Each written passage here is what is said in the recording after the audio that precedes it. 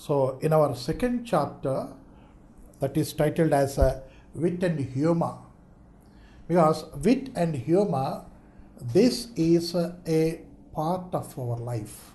If that is not there, life is zero. Because there is a comedy in our life, we are still existing, expecting something, and daily, at least for 5 minutes or few minutes, we are laughing and we are entertaining ourselves, we are enjoying. Here, there is a drama we are going to read, and already I announced the title, The Dear Departed. The Dear Departed, it is a one-act play, and it has characters, 5 adult characters and 1 child character. And here, point to point, bit to bit, till last we do not know it is a comedy. It is a very serious thing, very seriously goes. And at the last moment, you will be knowing the complete thing and you can't but laugh. That is the thing.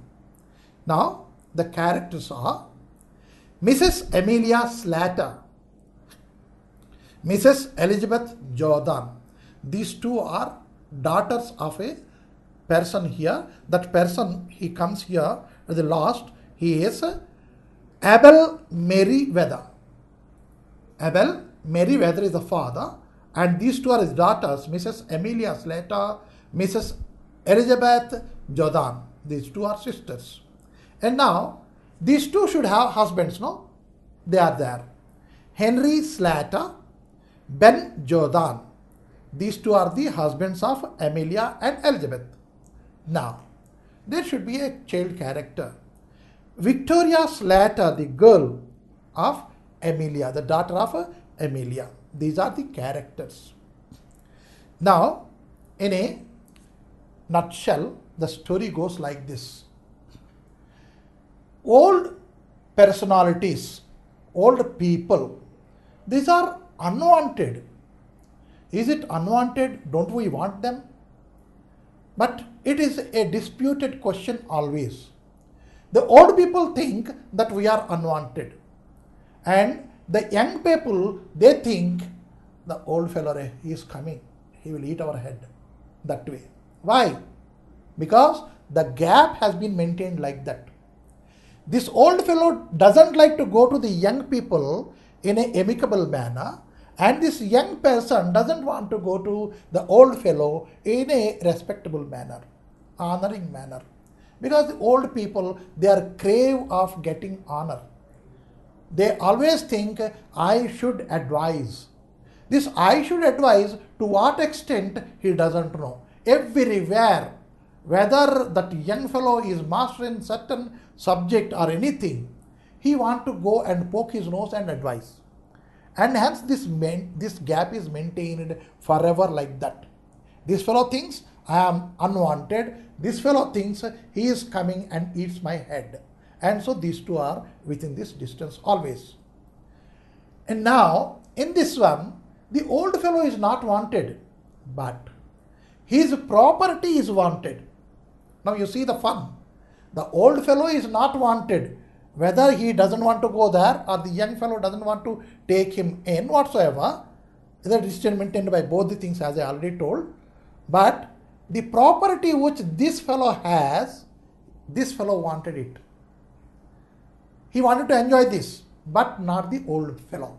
That is the topic taken here as the drama subject. That is dramatized. What would happen if that old fellow dies?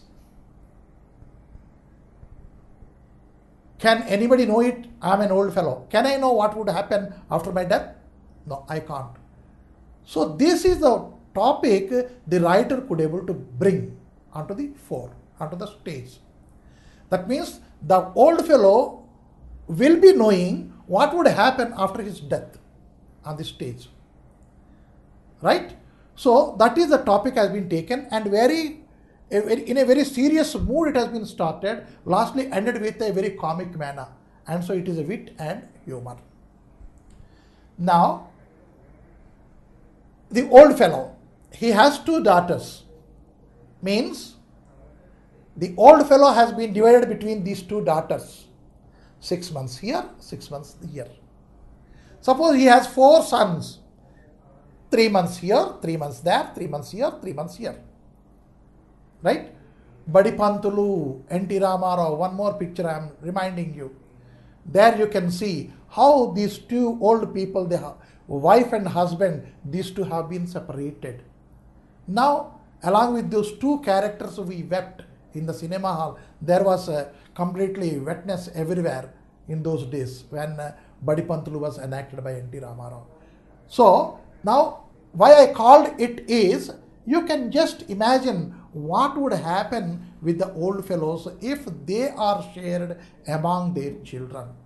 The property is shared, no doubt, but these people also are shared. So here the father is shared among 2 girls, the elder one, that is Amelia Slater, and the younger one, Elizabeth Jordan. That way these two are sharing him for 6 months and 6 months. And here, with one daughter, this old fellow lives. He purchases certain things. Because, you see, he is also a living creature. He has many necessities. It's nice shirt, nice t-shirt. If he wanted to have it, he purchases. He wanted to have nice slippers, nice shoes, and a bureau he wanted. Right? A bed, a pillow, whatever he gets comfortability with these things, he would be buying it. Right? When he stays with one daughter. Right? And the other daughter doesn't know that he has purchased these things. And suddenly they think the father died. What will happen? They want to take the nice items out of these purchases. Okay, they want to keep it with them.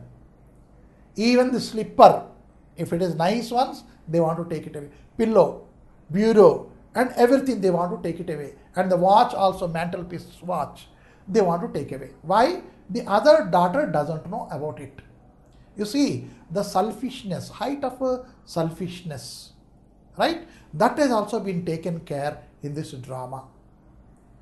Now, when I have given you the gist of the drama and the characters and how fun arises over there and how the old people are shared, and now let us go into the drama. And in the brackets, certain things are given, that is directions. You see, every cinema, every drama, it fares well only when the director directs the characters well.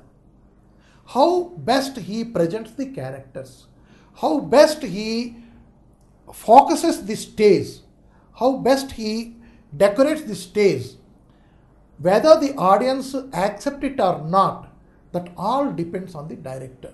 And so a director also, behind the curtains, he plays a very important role. Now, within the brackets, when the curtain rises, Mrs. Slater is seen laying the table. Laying the table. Table is already there. Laying the table means what? The dining table and the tea or the breakfast or whatsoever which is cooked, it is being kept over there. The plates are being arranged over there. The handkerchiefs and the table spread, etc. are being put. This is called as laying the table. Mrs. Slater is doing that. She is a vigorous, plump, red-faced. Plump is this, red face. That is, if you go to England, even if today, your cheeks will become very rosy. That is red face. And if she is haughty always, haughty means what? Grumbling on everybody. Then the cheeks will not be rosy, they will become red. And so here she is called as red-faced, means very haughty. Very haughty means always grumbling. Either it is on a husband or on the child or on father, whomsoever it is, she will be grumbling. Now, vulgar woman. Vulgar means the long ways. She uses, in a very rash manner, she uses the long ways. She is a vulgar woman.